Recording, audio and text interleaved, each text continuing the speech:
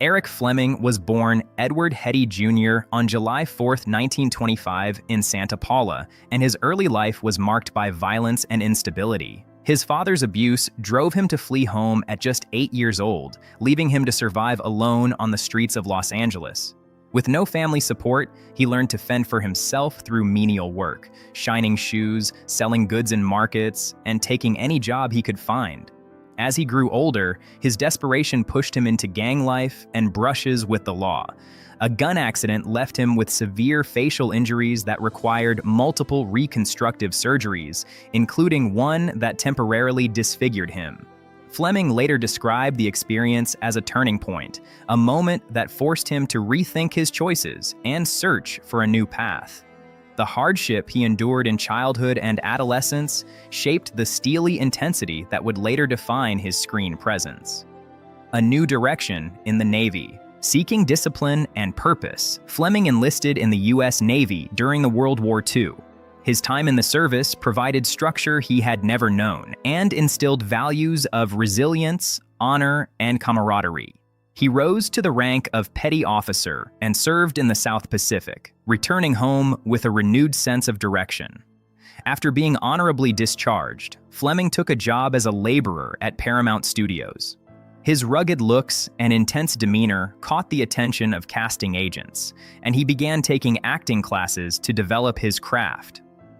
Studying under respected coaches, he worked steadily through small roles in the 1950s, including appearances in Bonanza, The Silent Service, and Studio One. These modest roles laid the groundwork for his eventual breakthrough. Rawhide and the rise of Gil Favor. Fleming's career reached its peak when he was cast as trail boss Gil Favor in Rawhide, which aired from 1959 to 1965. As the tough, principled leader of a cattle drive, he brought authenticity, emotional depth, and quiet authority to the role. His performance anchored the series and made him a household name, helping to define the show's moral and dramatic tone.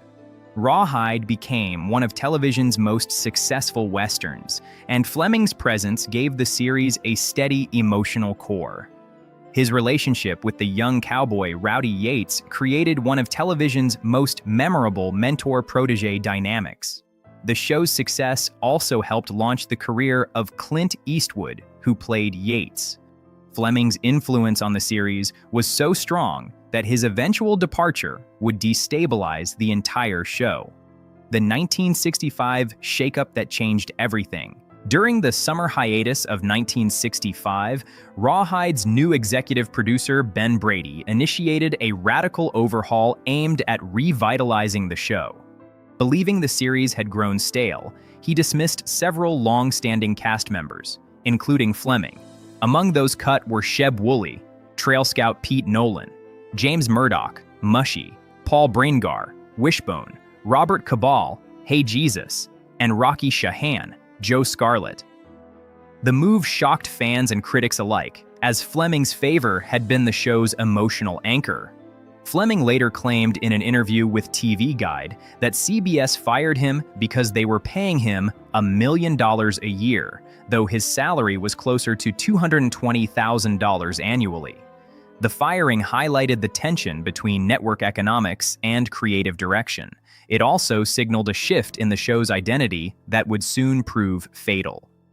Eastwood's promotion and Rawhide's final season. After Fleming's departure, the producers promoted Clint Eastwood to Trail Boss, a move that fundamentally altered the show's dynamics. Eastwood later admitted he felt uneasy stepping into the lead role under such turbulent circumstances.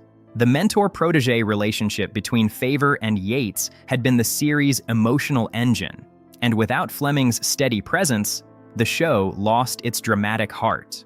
Rawhide's 8th season was shortened to just 13 episodes, and the ratings continued to decline. CBS chief William S. Paley ultimately canceled the series, even before all episodes had aired. Another factor was a scheduling misstep. CBS moved Rawhide from Friday night, where it had been one of the network's few consistent successes, to Tuesday, placing it directly against ABC's Combat. The competition split the audience and hastened the show's demise. a post-Rawhide rebound. After Rawhide, Fleming demonstrated his range with a high-profile supporting role in The Glass Bottom Boat, starring Doris Day. Fleming played a suave spy caught in a whirlwind of comedic misunderstandings, showcasing a lighter side of his talent beyond westerns. He also returned to television with guest appearances in 3 episodes of Bonanza.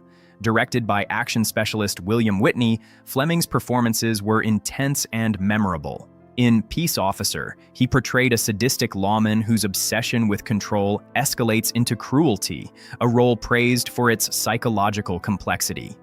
In the 2-part episode The Pursued, he played Haber Clausen, a principled Mormon rancher facing religious persecution. David Dortort, the creator of Bonanza, invited Fleming back for the powerful story, which explored prejudice and moral courage in the West. The Halaga River trip to Peru. In 1966, Fleming traveled to Peru to film High Jungle, a 2-part television movie intended to expand his career into more adventurous roles. The production moved into the jungle near the Halaga River, a remote and dangerous location.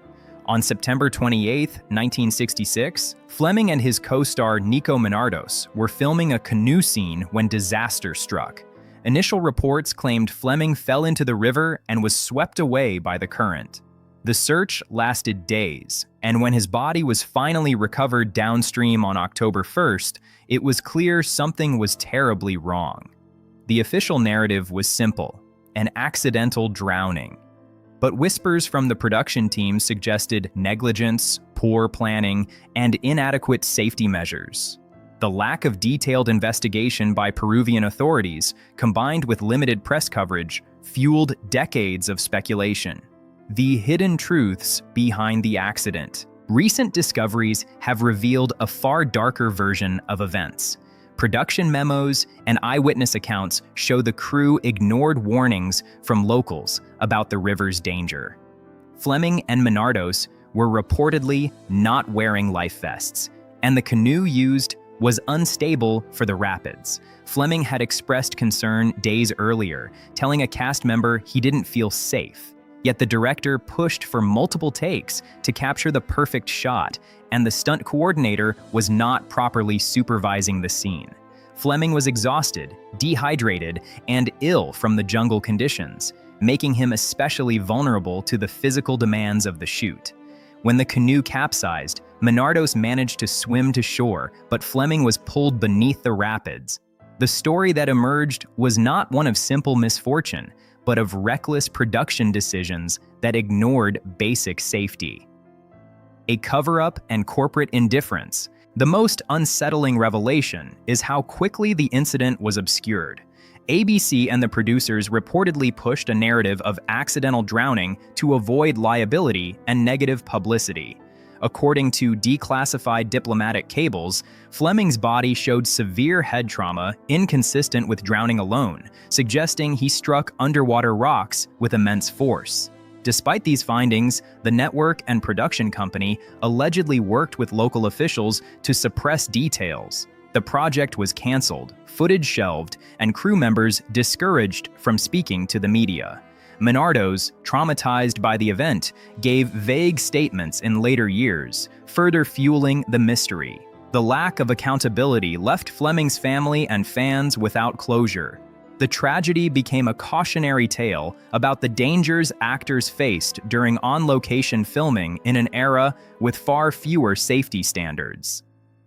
A legacy cast in shadow. Eric Fleming was only 41 when he died, engaged to Lynn Garber and at the height of his fame. His death ended a career built on survival, transformation, and raw talent. From a violent childhood in Santa Paula to a disciplined stint in the U.S. Navy, and from the height of Rawhide's success to the mysterious final hours on the Halaga River, Fleming's life was marked by extremes. He had overcome severe injury, poverty, and personal turmoil to become one of television's most respected actors. Yet, the newly revealed details of his death cast a somber shadow over his legacy, showing how easily fame can become a risk factor when corporate priorities outweigh human life. The mystery has finally been solved, but the truth offers little comfort. It serves instead as a stark reminder that behind the glamour of Hollywood, real danger can lurk just out of frame.